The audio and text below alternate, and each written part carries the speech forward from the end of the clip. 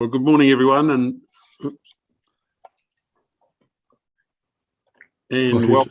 welcome to the April Council meeting.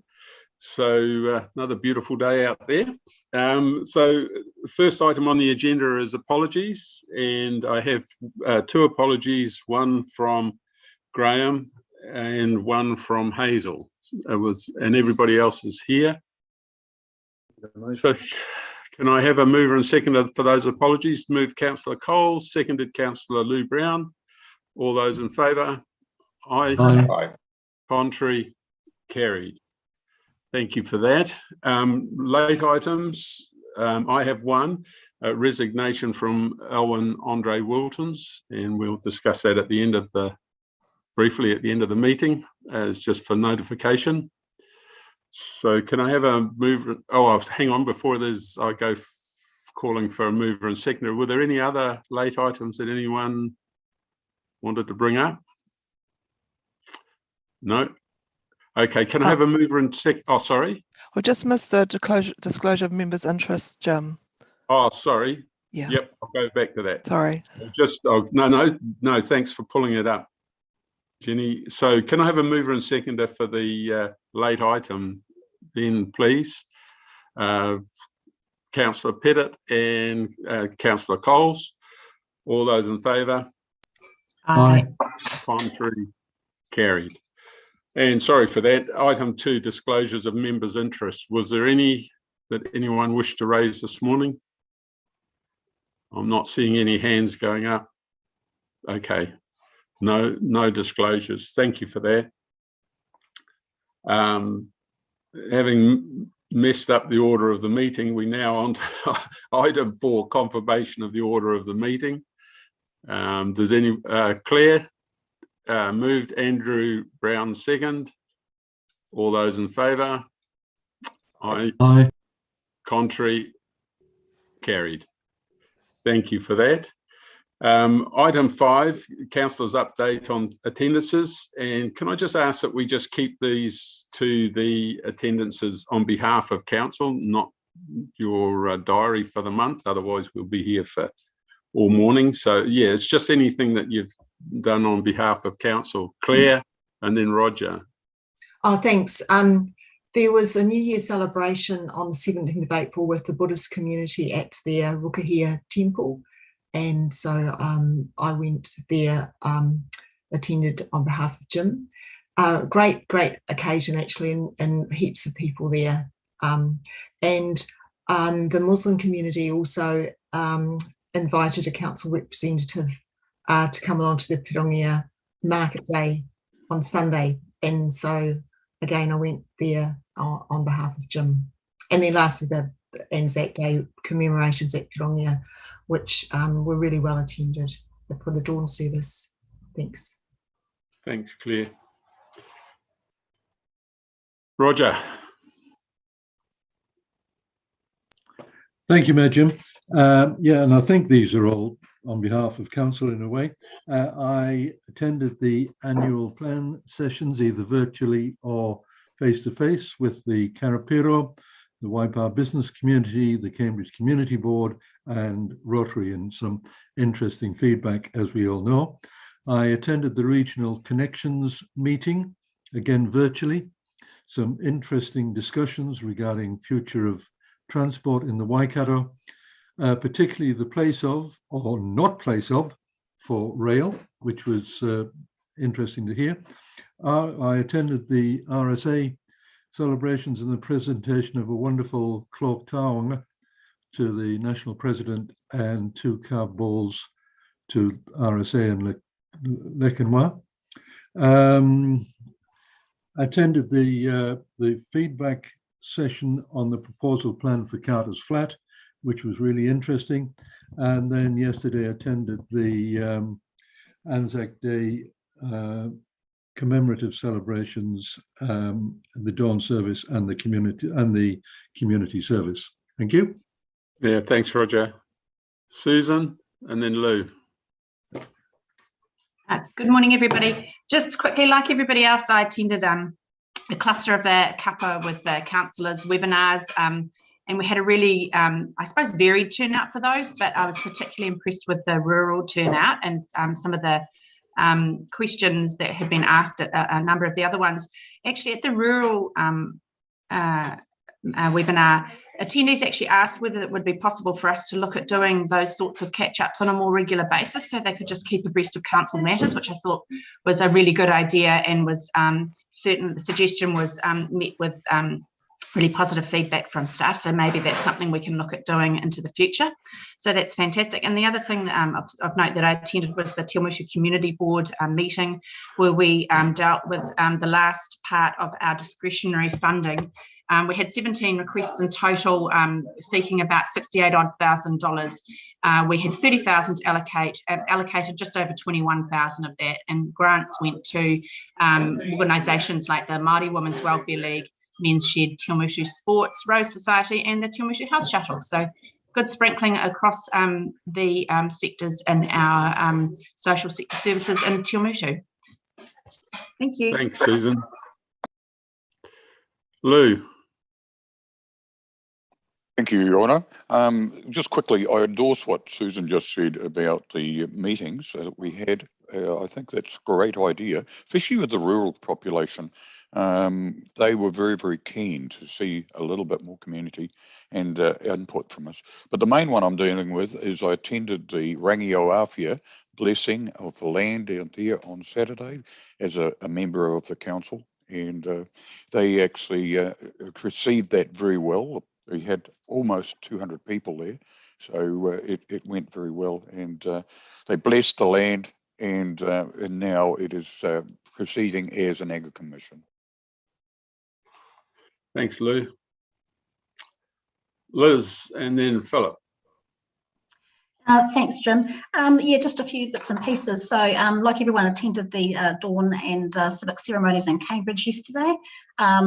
Also, I just thought I'd mention, Jim, you and I sort of caught up with Mystery Creek with Peter Nation and staff last week as well, which is part of a sort of regular annual catch-up, which I think is really, really great because, you know, it's one of the largest events in the Southern Hemisphere. Yeah, really great to keep a strong connection with what their wish list is. And as we know, there's always a good wish list. And yeah, in particular around transport and issues that they might have with some of their event venue. Urban mobility. So yeah, we've got a really good governance and reference group that, of course, have been established coming out of a lot of the cycling initiatives out of Waipa. Over the last month, we've both had meetings with both groups. Cycling across the district, I think everyone can see for themselves, it's just absolutely booming with the fine weather we've had over the weekends. Goodness, just everywhere you look, you see cyclists. But we're also becoming a real destination, I think, for cycling, because we've got the infrastructure. We've invested in the infrastructure, so people are starting to come. And I've had two people recently, one of them was Roger actually yesterday, who tell me, you know, operating B&Bs, they're now having people come specifically to stay in their B&B just to use our cycleways. So the establishment of this group, or these two groups, you know, is going to be a really wise investment, I think. And in particular, the community group, the reference group, we're now developing the spines or the routes through our major towns, but also getting information about where the new routes are going to be. So we look forward to sharing that with our communities as well.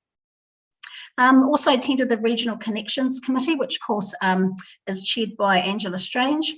Some really good stuff coming out of there now, in particular around you know, being carbon neutral by 2024. These are all really good aspirations for our public transport. Looking at a zero emission, you know, bus fleet, but also being carbon negative, hopefully, you know, later down the track as well. So yeah, that Connections Committee is well worthwhile. It means that we're all working together, trying to get some really good, you know, points on the vote across the board as such. Other than that, yeah, just wanted to probably mention lastly the annual plan, of course, which attended numerous you know, sessions. Again, as others have said, yeah, it'd be great to have ongoing you know, connection with our communities via Zoom going forward. I think it really works, but we need to, you know, get a lot more information out early when these meetings are going to be. It can work, but yeah, we saw low numbers, but I think it's something that we can definitely work on. Thanks, Jim. Thanks, Liz. Phil. Yeah, thanks, Mayor Jim, and good morning, everyone. Yeah, I attended a lot of the council catch-ups, cuppa with the council, and I thought it was just a really great way of reaching out to our community, particularly of people that have got, capable of using computers and all that sort of stuff. So it's certainly a good way to going forward to reach out. And attended the Chamber of Commerce plan change for Carter's Flat, amongst, and then various other meetings as well. But just quickly, just adding what Liz said about the cycling, the hiring of bikes at the town hall at the eyesight, Cambridge eyesight, have been really great this last couple of months. So yeah, thank you. Thanks, Phil.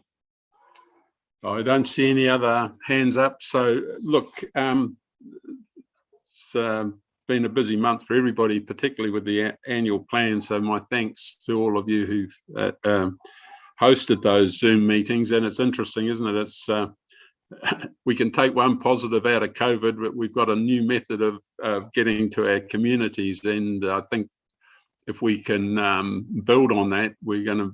It's just another option that we've got to get out to the community. So it's good to have that option. I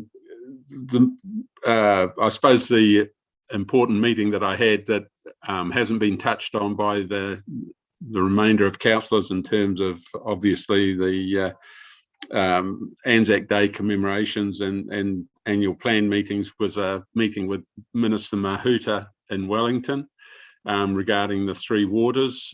Not any real success there, I would suggest, or indication of a change of mind.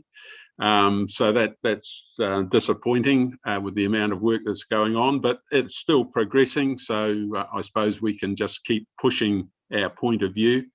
And it was also interesting that we had feedback from LGNZ that accepting the funding for the no worse off package from government wouldn't commit council to going along, I suppose, with the reforms. One of the councils in the Councils for Local Democracy has had a legal opinion, and that doesn't support LGNZ's position, and does indicate that if we accepted that finance, then we would be committing ourselves, I suppose, to the reforms and not pushing back. So that legal opinion, I got a copy on Friday, and I'll circulate that to everyone as well. So it's quite an interesting read, but it's a differing opinion from LGNZ, which is a bit of a concern. But anyway, that was the important meeting in Wellington. So were there any questions anyone had of anyone, or no? All right. Thanks for the updates. So we'll move on with the agenda. The item 6 is the confirmation of the minutes of the 29th of March.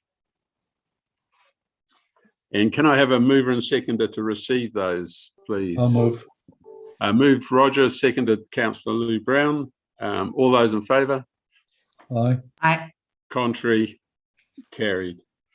So just if we quickly go through those minutes for any corrections or any questions. Page 1, 2, 3, 4, 5. Just Jim, excuse me, on the item number 9, the iwi consultative committee resignations, there's a mismatch between the name at the bottom of page 4 or page 12 of our agenda, Gabrielle Morgan Hogan. Yeah. Because over the page it becomes Gabrielle Morgan Logan, and in the resolution under C, it's also got Morgan Logan. So I suspect Morgan Logan is the correct one, but I don't know for sure. Yeah, thanks, Claire. Can I just ask Jenny? Probably is not sure either, so we'll just need to make sure that we get that right. I'm not It's really important to get people's names right. Yeah, absolutely. Yeah. So we'll sort that out, Claire. Thank you for picking up on that. 5, 6, 7, and 8. So if there's no further comments, they're true and correct record. Roger Gordon has moved. A seconder, please. Seconded, Councillor Thomas. All those in favour? Aye. Contrary? Carried. The unconfirmed open minutes of the 29th of March. Just done those, Jim. Sorry? Just done those. Oh, sorry. Yep. We'll move on Next to one. Yep. Item 7. Item 7. That's correct. Yeah, adoption of the animal nuisance bylaw. Gary, who's... Thank you, Your Worship. So this matter was considered by the Strategic Planning and Policy Committee on the 5th of April. Graham Pollard is here just to cover the high points in his report, and then back to you, Your Worship, for discussion with the Council. Thanks, Graham. Thank you. Good morning, Your Worship, and good morning, everybody. We do come to what should be, hopefully, the final step in this bylaw making process, the animal nuisance bylaw. I hope we can take the report as read, and hopefully members are comfortable with the amendments that we've added in as a result of the deliberations on the 5th of April. Those amendments being to clause 5.5 and new clauses 5.6 and 5.7. If you're happy with those, we can obviously move to adoption of the bylaw. And my other point is on the date on which the bylaw becomes effective. I've said the 10th of May because there are obviously certain actions that we need to go through legally in terms of public notices and so on. I've said the 10th of May, but it can be whatever date that you wish that to be. We are obviously coming into late autumn and winter, which is not the bees' most active time. So we possibly have a little bit more time. This is really for anyone who needs to put up a bee-proof fence. Suspect there's not really anyone who's likely to be in that position, but it would give somebody that little bit of extra time if they really needed to in order to be compliant. Thanks, Graham. Roger, do you have a question? No, it's just a comment to Graham. I'm happy that meets those possible exemptions that we talked about at the last meeting. So thank you for that. Okay, thank you. Thanks, Roger. Were there any questions? We've workshopped this fairly thoroughly. Shouldn't be any surprises there. Everybody's happy. Okay, so can I have a mover and seconder for the recommendations A through to C? Have Roger moved and Councillor Lou Brown second? I'll put the motion. All those in favour? Aye. Against? Carried. Right, thank you very much. I suppose, Graham, getting it formalised as quickly as possible is the message. So, yes. Yeah. Thank you. Yeah, that's why it's the 10th of May. So it gives us that time to get that done. All right. So thank you very much. Thanks, Graham. So we're on to item 8, the submission to the Ministry for the Environment for the consultation document. Gary, I presume we're going straight to Sally? I'm here. Thank you, Your Worship. Yep. Thanks, Sally. Hi, everybody. Good morning. Just Sally, as you start your intro, I'm not disappearing, but I've just got to plug my iPad in. It seems the battery. So keep going. I can hear you, and I'll be right back.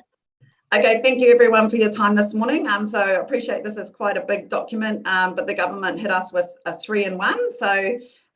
So we've got the container return scheme, then improvements to household recycling, and then a proposal for food waste collection from businesses.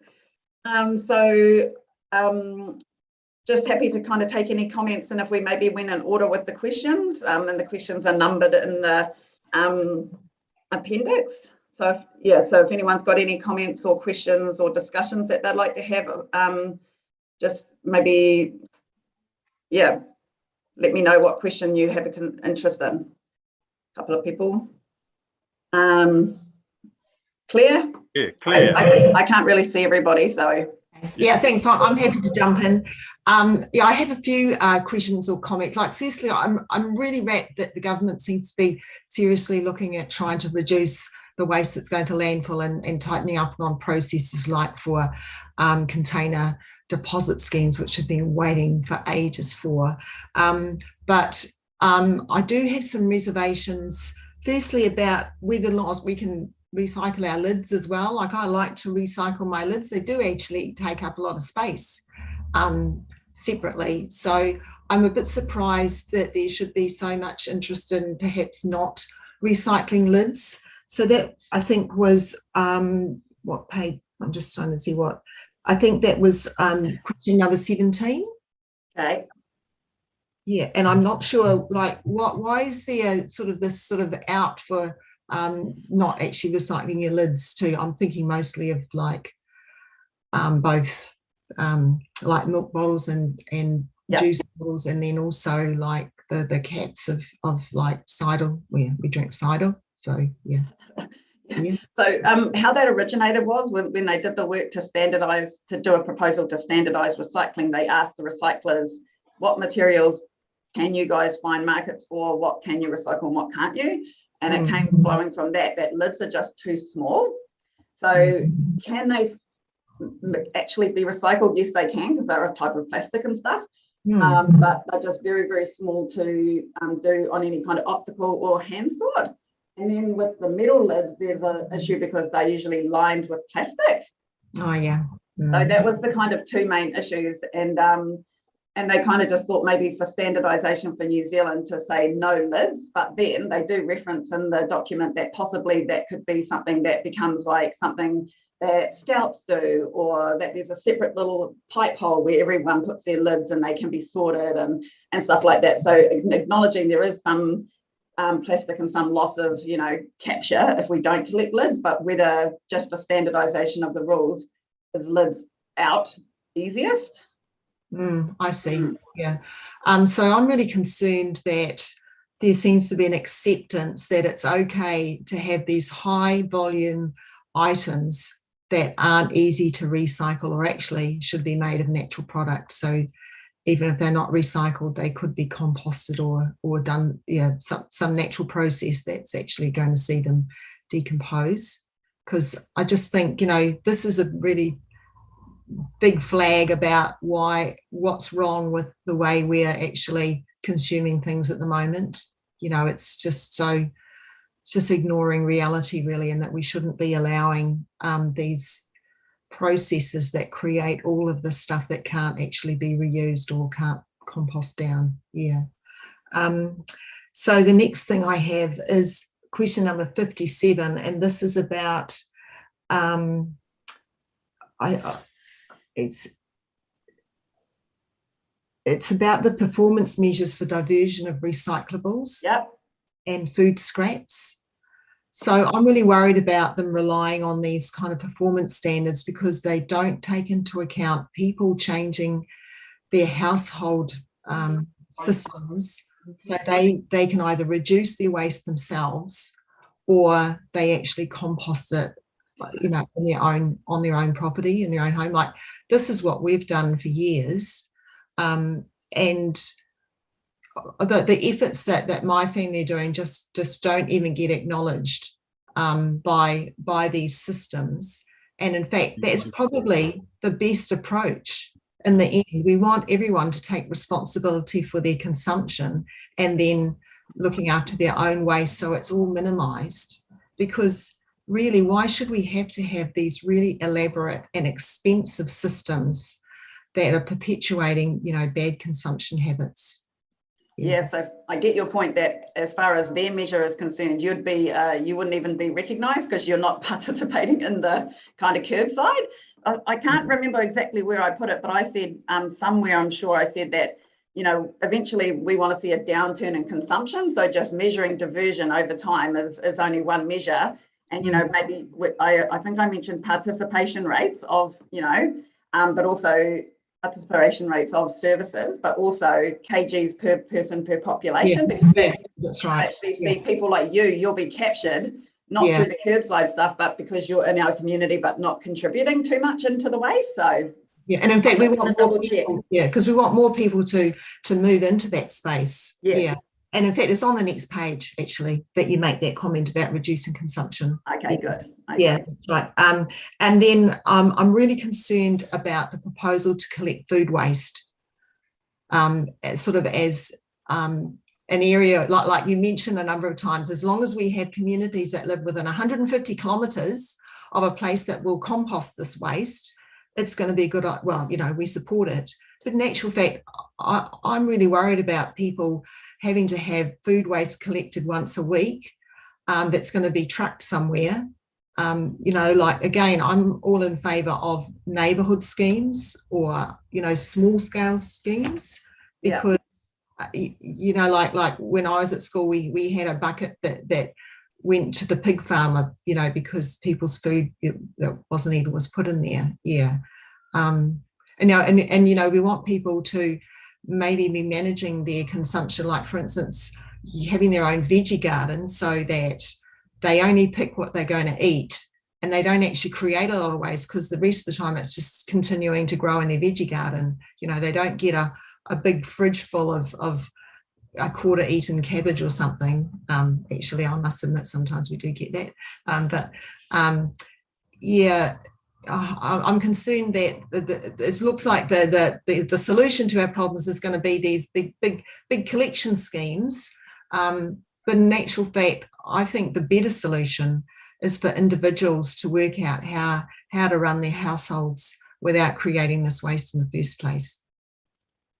As always, Claire, I totally agree with you that I wish people would generate less food waste. But yeah, so I think just to reflect back, it's not me saying that if we're within 150 kilometres, it's the government proposal saying that we're Waipa, we're in 150 kilometres. So that's their proposal.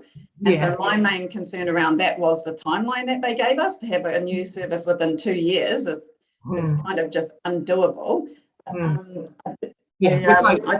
see your point. You want to emphasise, especially maybe adding to that time frame thing, that they haven't made any consideration that we might choose to do composting locally. Yeah, and then that first point about making sure that the measures that they're sort of using for, you know, assessing performance take into account that we hope that, you know, like over time, 5%, 10%, 25% of our residents are actually going to move to managing their own consumption and their own household level, so they don't actually produce this waste, or, you know, they change the products that they get so that they're refillable. And, you know, like, I mean, I'm not criticising you, Sally, personally for agreeing with the government, I guess. In fact, I really loved a lot of your suggestions, and I can see that you're really knowledgeable and applying a lot of the principles that you're seeing, you know, in other places that are working well. Yeah, so I do congratulate you on that.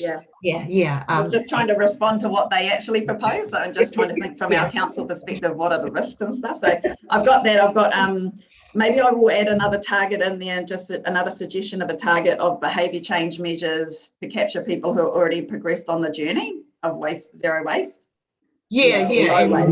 And of course, how are you going to do that? Yeah, but I'm hoping that we'll get sort of little communities together of people that are, you know, on a zero waste journey or something, and that they can report their progress or something, or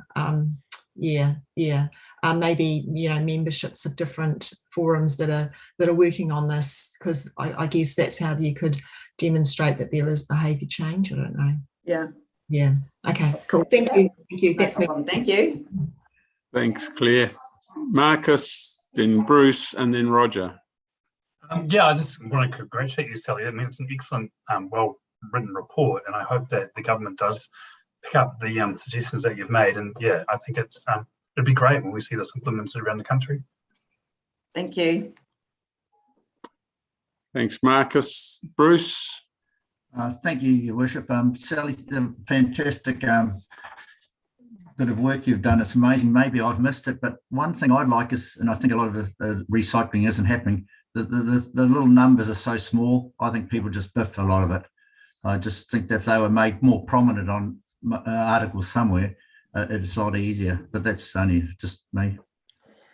You need just better get a magnifying glass on something. I know, and I mean, I wear glasses myself, and my eyes aren't even that old, and I can barely see them. But I will just refresh my memory about whether I captured that. But I will again re-emphasise, labelling is key. Like the ease and the communication that they can get in labelling is much better in other places. So they haven't really tackled labelling so much in this document, but I will reference the size of the recyclable label.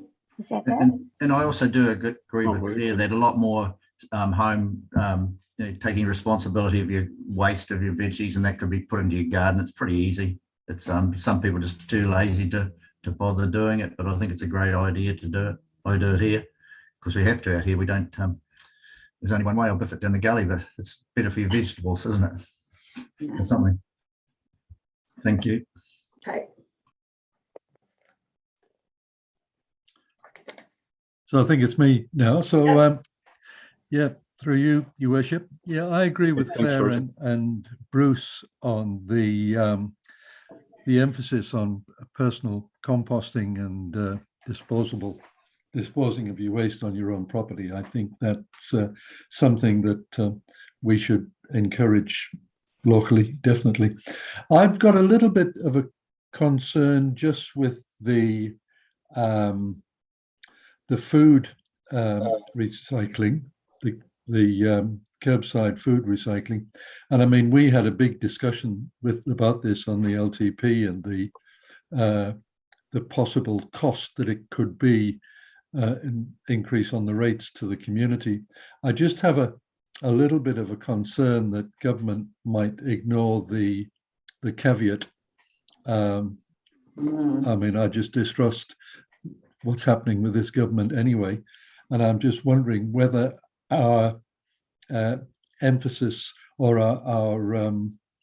the imperative of that caveat being in place could be possible, just to make it stronger, that if that recognition of those costs by government doesn't occur, then we wouldn't want it to be seen as a direct cost on the community.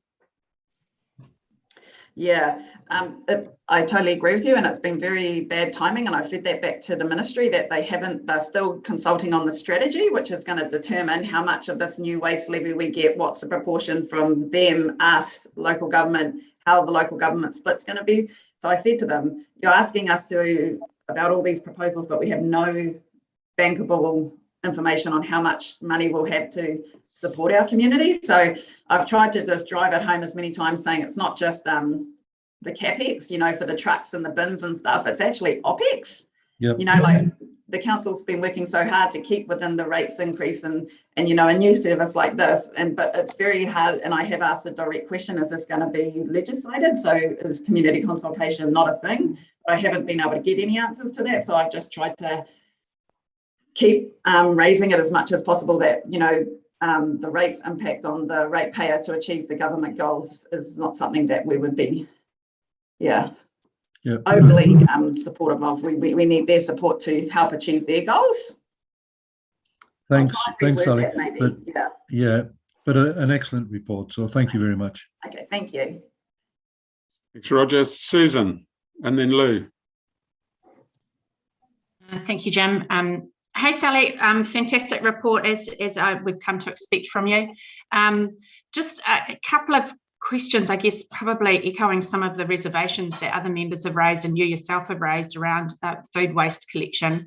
In theory, I think it's a great idea, but I'm just concerned about practical application. And I mean, we've got an example pretty close to home that, to the best of my knowledge, hasn't been as successful as hoped for. That's the Hamilton City Council one. Have you got any intel in terms of how that has managed to be a successful or challenging project? Because I mean, that's sort of something that I guess is in scale that we probably wouldn't have. So You know, Yeah. can we learn from that example that will affect potentially our response to those questions from the government? Yes, and I just attended a webinar just last week about the learnings of the different councils who are running food waste services. So Hamilton, Tauranga, New Plymouth all presented. So I was like always trying to pick up, you know, things that we can learn to prepare for in the future. But I think Hamilton's has been like a booming success at the start, and then it dropped away, and now it's coming back again. They've had trouble with drivers, getting drivers who want to do that job because it's a manual job. You have to get in and out and touch the bin and tip the food waste out in the peak of summer with the smell and all that kind of stuff. I think they had a bit of issues at the start with the trucks being so heavy that the electric trucks weren't making it around because they were so full of food waste. So that was like too successful. But to be honest, they're still like a year and a half in, so they're kind of just flattening out. But there's definitely lessons to be learned, but that's why I don't really want to rush in on the time frame that the government has proposed, because we need to learn those lessons the best we can, so any future services are really on point. Yeah, absolutely.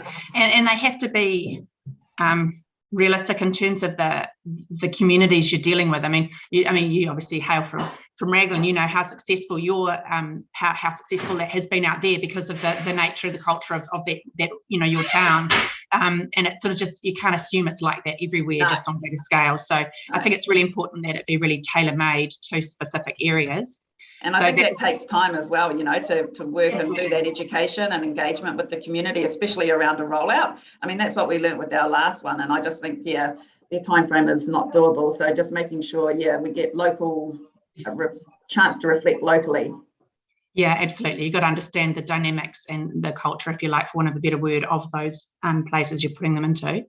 Cool. And my other question was on number 22 of the questions. And you've suggested that rural communities would probably require something different in terms of the take-back beverage container arrangements. And you've suggested local pubs as central places. Unfortunately, there aren't too many local pubs in our area, but in theory that would work. But I wonder if maybe schools and some of the the little community halls often have a community hall committee of some nature. And I certainly think schools would be a really good one, because a lot of them have sort of pseudo zero waste kind of policies anyway, in terms of nude lunches and all that sort of stuff. So it might be something that might dovetail quite well into that. Obviously, they're not going to have a lot of time and resource, but if you grow the little communities around those collection points, it might be more successful. And I think the other thing was that I had made notes about the milk bottles. Yeah. What number are we at, Susan, for milk bottles again? Refresh my memory. 10 and 11, around that, around there. Have we had any discussion at all with our milk processors in our district around what they see as happening in the future in terms of those, in terms of that packaging? No, I have not. Okay. No. Okay. Right, cool. That might be something that we need to potentially start discussing with them. I mean, we've got a fairly large slice of that pie here in our district. So, just flagging that there, that maybe there's some scope there for discussion and understanding what their technologies are going forward and their visions and thoughts are. Yep, I have a meeting planned with Fonterra next Monday, so I will raise that with them. It's not about that, but I don't know the structure of their company, but I kind of feel there's a national down, in their packaging choices. But yep. It just, I mean, it seems to be a pretty large slice of this problem, and I guess it's better to start talking to them about it and seeing if we can, given that the government's now, as you say, made these statements or these expectations, it's probably something that they need to, I'm assuming they're aware of, but if we can sort of be all on the sort of same side, so to speak, and understand that there could be some progress made jointly in that space, I think it'd be more helpful than just acting independently. Okay, sure. Cool. Awesome, but great work, Sally, as always. Thank you. Thanks, Susan. Lou. Your Honour, through you, Sally's actually very, very keen on what you've done. A great report. Thank you very much. I have a concern a little bit different to anybody else, as a very, very positive about what's happening. But let's take the container return scheme. There's a huge cost here. And everybody seems to have just forgotten how much this is going to cost. It's going to escalate the cost of all your product for a start. Okay, then we've got to have materials that are actually recyclable or actually reusable. Many of the containers that we're dealing with here are not. And like I say, I work with urban waste, as you know, and certainly in e-waste, and we get lots of products that we just cannot recycle. The plastics are end-use products in many places that can't be recycled. They just can't be doing. So what are we going to end up doing with all this? The second thing is that I'd like to talk about is food waste. We are actually looking at in urban mobility and all these other things and compacting our cities. That's fine. But many people will have 3 houses on a 1,000-metre section, 3 stories high. Where are they going to grow anything? Where are they going to dispose of anything? They're living on top of each other. So this is what the government's asking us to do.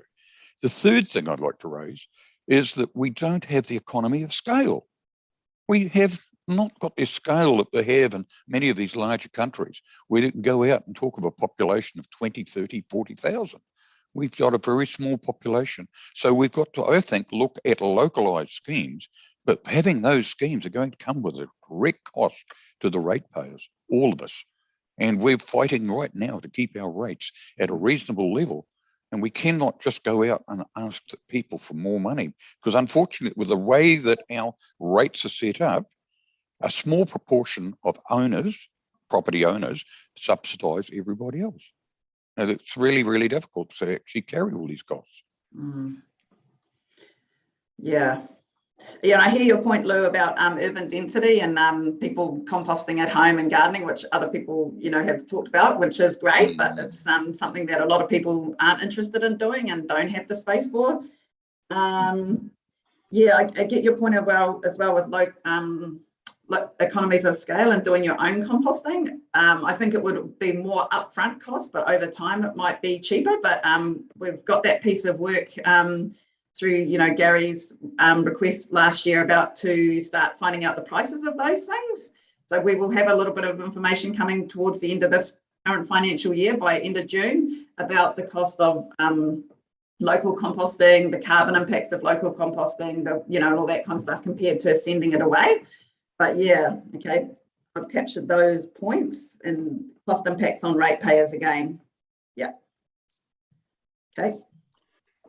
Thanks, Lou. Mike.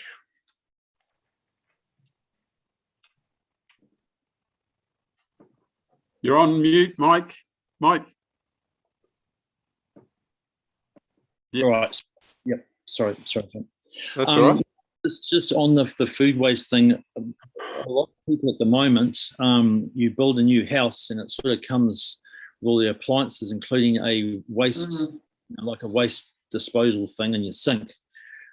So that's where a lot of people's waste goes at the moment, straight into, I guess, our septic system, which then we have to, I guess, I'm not sure about treat, but there must be a cost to that. But is there something, Sally, on the track where we could sort of, as this picks up momentum, councils could actually deter the use of these waste disposal systems, because there's no, like it looks like it just disappears and you've got rid of your waste, but you haven't really. It's effectively it's being captured somewhere, and I guess some of it ends up back in the rivers. I'm not sure, but I guess it's more of a long-term thing when this gets up and going. That councils could look at reducing these waste disposal systems in sinks.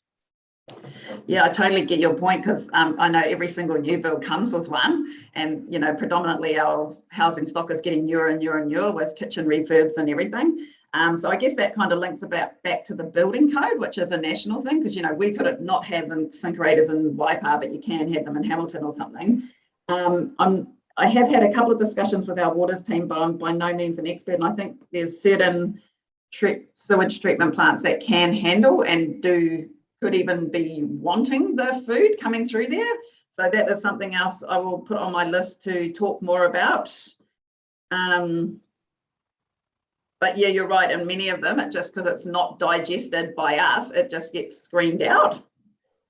So I'm going to talk with the waters team more on that.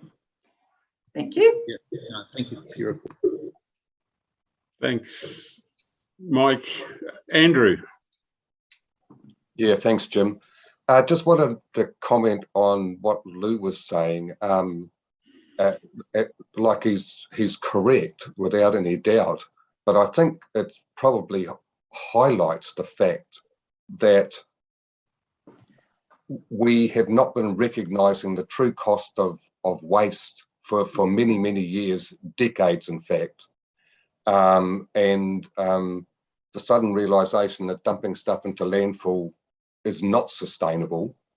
And in fact, we now have to go back and treat many of those landfills because they're toxic. So the point Lou's talking about really is who's going to pay? Is it the ratepayer or should it be the taxpayer?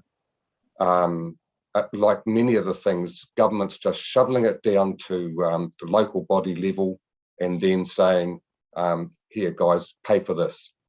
So, you know, that's, I don't know, Sally, how you can incorporate that kind of thing. But it clearly has to be paid for. We have to deal with waste effectively. Yeah. I think that brings us to one good point, that a lot of this can also be shared with the producers of the waste, and that's what the good parts of this is, you know, the container return scheme, the producers of the waste have to pay into that scheme. And, you know, through the waste levy, the tonnages going to landfill from, you know, people putting large amounts in, they do have, that will contribute to money that we can get back to put forward into some of our programs and some of our new services. But yeah, it's just a little bit unsure about how that breakdown is going to happen just yet. So yeah, no, totally support that. Thanks. Cool. Thanks, Andrew. Susan. Yeah, sorry, just one other thing I forgot to mention, which I was going to really applaud, which is unlike me to applaud the government, this government, but was the notion of trying to encourage the use of waste or reject food for stock feed. We do a lot of that on farm. We have, you know, tons and tons of kiwi fruit, and at the moment, and also carrots, hopefully in the next week or so coming in our gate. And seriously, there's no reason why those shouldn't be you know, consumed by humans. There's nothing about them that by and large is defective. It's just because we've got this notional idea about having a certain size and, you know, all this sort of stuff.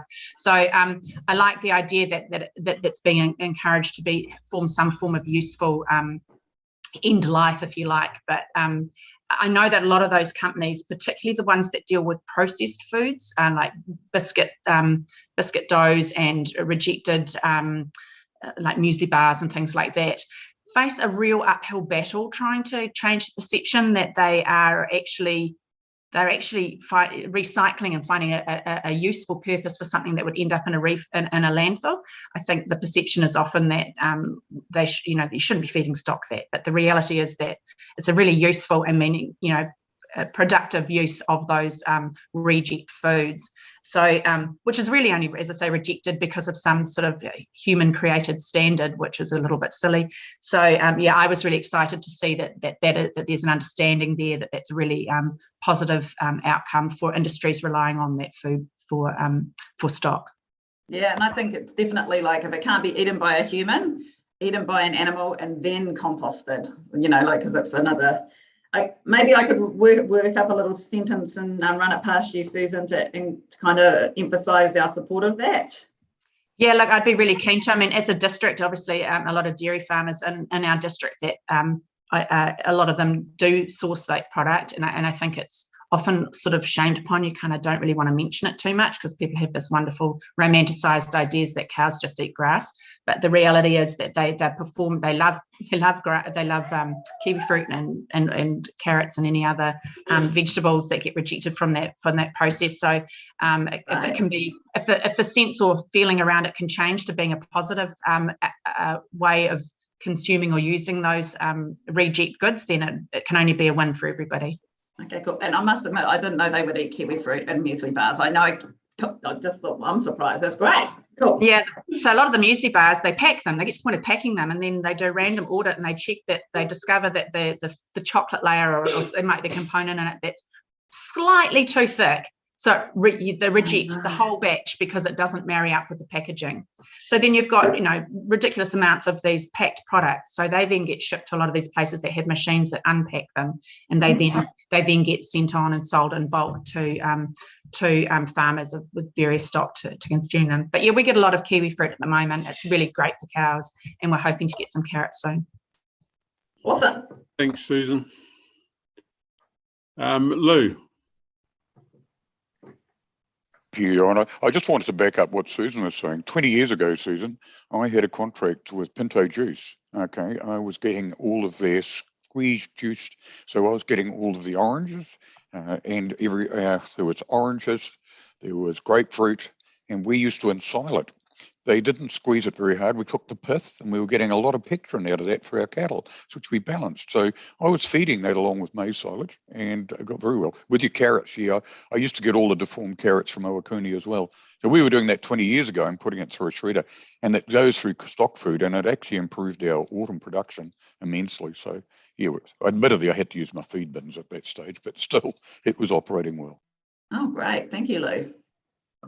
Brewer's grain's another one, a byproduct of the beer making process. So there are lots of them there. Yeah, great.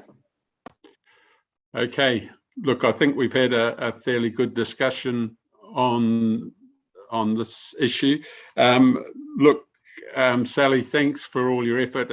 As you can see, it's appreciated.